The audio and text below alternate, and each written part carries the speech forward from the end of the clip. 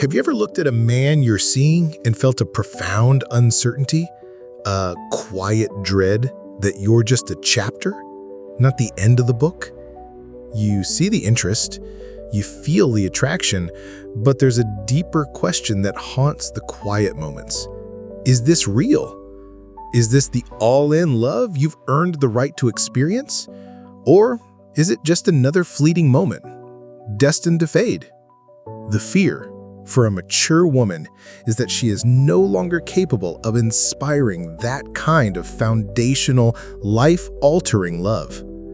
Now, the common answer is to look for grand gestures, the passionate texts, the impressive dates, the constant compliments.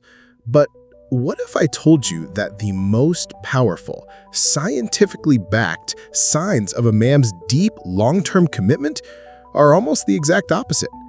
They are quiet, consistent, almost boring. And this isn't just an opinion. It's rooted in the groundbreaking work of evolutionary psychologist David Buss. We're going to unpack 7 of these unconscious signals, but you must stay until the end, because the 7th sign is the one most women misinterpret as him losing interest, when in fact it's the final proof that he has decided you are his home. There's a painful myth whispered in our culture, a lie so pervasive that many of us have internalized it as truth.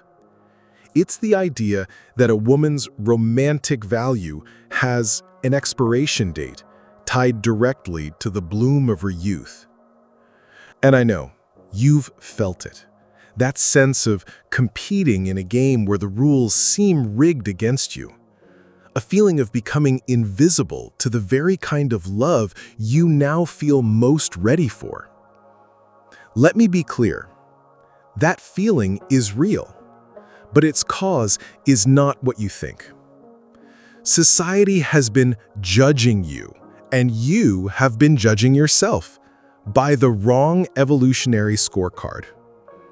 It has conflated a woman's entire worth with the narrow lens of what David Buss calls short-term mating psychology, the frantic biological drive for novelty and peak fertility cues.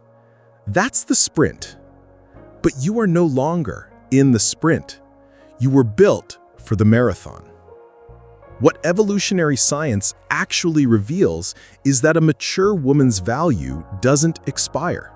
It transforms. She exchanges the fleeting signals of peak fertility for something far more valuable to a high-quality man's long-term survival and well-being. Cues of high partnership value. This isn't about being broken. It's about being forged. It's not about being less desirable. It's about becoming a different kind of desirable. What looks like an ending from one perspective is actually a graduation. You've just moved into a different league with a completely new set of rules. And a man who is ready for a real partnership, his biology knows this, even when his conscious mind doesn't. To understand these 7 signs, we must first grasp a core concept from David Buss's work on long-term commitment. He calls it the safe harbor theory of male attachment. When a man moves past the phase of conquest and into a state of profound love, his entire nervous system is searching for something different. He is no longer seeking the stormy seas of passion and drama. He is unconsciously looking for a safe harbor, a place to anchor.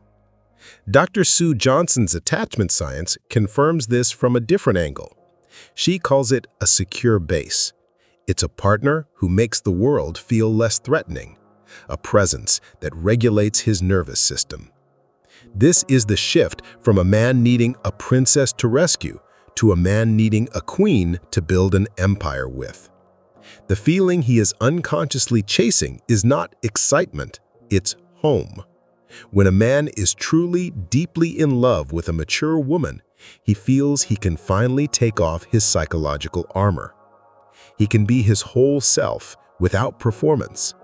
And this feeling triggers a series of unconscious behaviors, a cascade of signals that are almost impossible to fake. Let's begin with the first two. I call them the pivot to partnership. Sign number 1. He taps the wisdom well. Pay close attention to this. He doesn't just come to you for emotional support when he's had a bad day. He consistently and proactively seeks your opinion, your advice, and your strategic mind on his most important life decisions: his career, his investments, his family conflicts. This is not him being weak. This is him unconsciously auditioning you as the co-CEO of his life. Evolutionarily, he is assessing your problem-solving skills, your wisdom, and your judgment, key traits that David Buss identified as critical for long-term ancestral survival and thriving. He doesn't just value your heart, he has come to depend on your mind as a critical resource for his own success. He sees you not just as a partner, but as an advisor. Sign number 2. Future language integration. This sign is subtle but neurologically profound. He stops talking about the future in terms of I and starts, naturally and consistently, using we and us. And I don't mean for big things like vacations, I mean for the small, mundane things. What are we doing for the holidays this year? We should really fix that leaky faucet. What show should we watch next? This isn't just a linguistic habit. Dr. Arthur Aron, a leading relationship researcher, calls this the inclusion of other in the self. On a neurological level, his brain is literally beginning to merge his identity with yours. The boundary between his life and your life is dissolving and becoming our life. It's a quiet, unconscious surrender of his autonomy for the sake of the union. Now we move into more challenging territory, where his modern behavior goes directly against his ancient ancestral programming. Sign number 3, the glory and gore report. Any man can share his wins with you, his promotions, his successes, his moments of glory. But a man deeply in love will give you something far more precious: his failures. He will share his gore report, his fears, his anxieties, his moments of doubt and shame, and he will do it without immediately trying to spin it into a story of bravado. You must understand how profound this is. For millions of years, for a male, displaying weakness or failure signaled vulnerability to rivals. It was evolutionarily dangerous. Sharing his authentic failures with you is a deep, primal act of trust. He is unconsciously signaling that he does not see you as a judge or a potential threat, but as a true ally. He is placing his vulnerabilities in your hands, trusting that you are his safe harbor. Sign number 4, the reallocation of primal resources. David Buss often talks about costly signals, behaviors that are so costly to the individual that they are hard to fake, making them highly reliable indicators of intent. The most costly, non-renewable resource a man has is not his money. It's his time, his focus, and his protective energy. A man in deep love begins to instinctively reallocate these resources toward you, often against his own self-interest. He'll cancel a night out with his friends, not because you asked him to, but because he can sense you've had a difficult day and his instinct is to be there. He will choose a quiet evening with you over a networking event that could benefit his career. He is not doing this out of obligation. He is doing it out of a biological instinct. He is investing his most finite assets into the well-being of the partnership, which has now become more important than his individual pursuits. It's a costly signal that screams, "You are my priority." As the bond deepens, his psychology shifts from protecting himself to protecting the union. Sign number 5. He becomes your peace protector. This goes far beyond physical protection. A man deeply in love with a mature woman becomes proactively protective of her emotional well-being, her peace of mind. He will shut down gossip about you, even when you're not there. He will defend you to his family or friends. He will make decisions, big and small, based not just on what is convenient for him, but on what will bring you a sense of calm and security. This is his paternal provider instinct being rechanneled into partnership protection. It's a deeply rooted evolutionary drive that has shifted its focus to you. He sees your peace as integral to his own. Sign number 6. He yields to connect.